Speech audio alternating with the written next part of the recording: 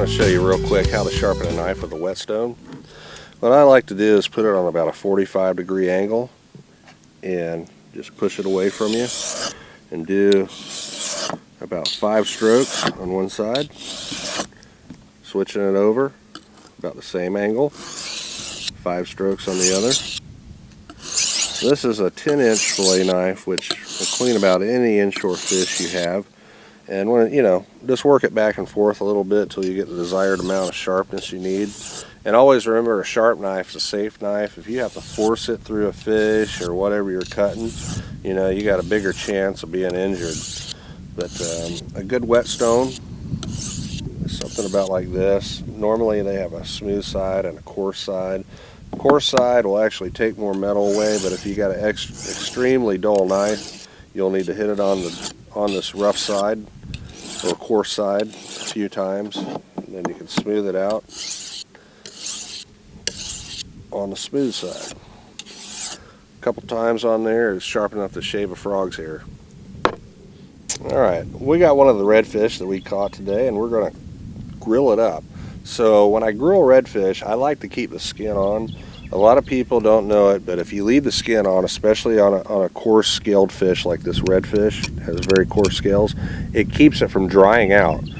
So leave the skin on, and I'm going to show you how to clean it and get the bones out and everything and get it ready for the grill. I like to cut it right behind this fin. Be careful not to cut into your hand. After you cut it right here, start from the tail and cut right up the backbone, just behind the dorsal fins. Right on up. And then just beyond where a stomach cavity is, I like to go straight through with the knife. Bring it right out of the tail. Then come right across the top of the ribs. Open it up. And there's our fillet. Now, on these fillets, especially redfish, have very coarse bones on the rib meat. If you're not used to eating fish, I highly recommend that you take them out. Don't want to choke on them.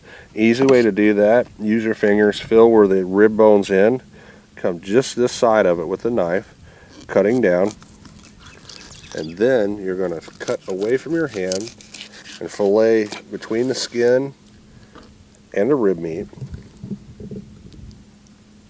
Then come right in this way and cut all that out. That's nothing but, there's meat in there, but there's heavy big ribs in there, so, that I usually discard. Right in the end of the fillet, you'll have a little bit of a bone right there. I cut that out.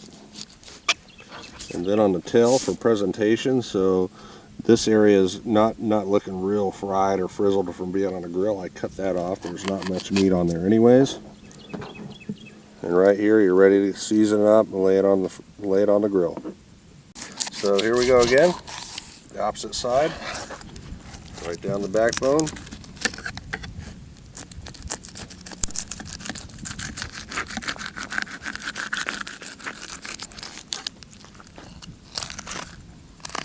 Careful not to lose any meat. You can hear the knife actually rubbing against the fish's spine.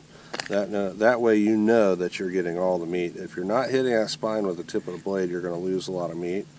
Come all the way through the fish, fillet right back, then again come right down the ribs, separating the fillet. There it is. Pretty white meat, ready to go on the grill. We'll take out those rib bones on this one.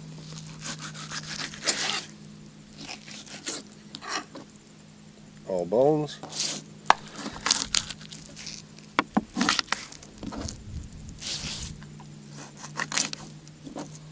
And all meat in it.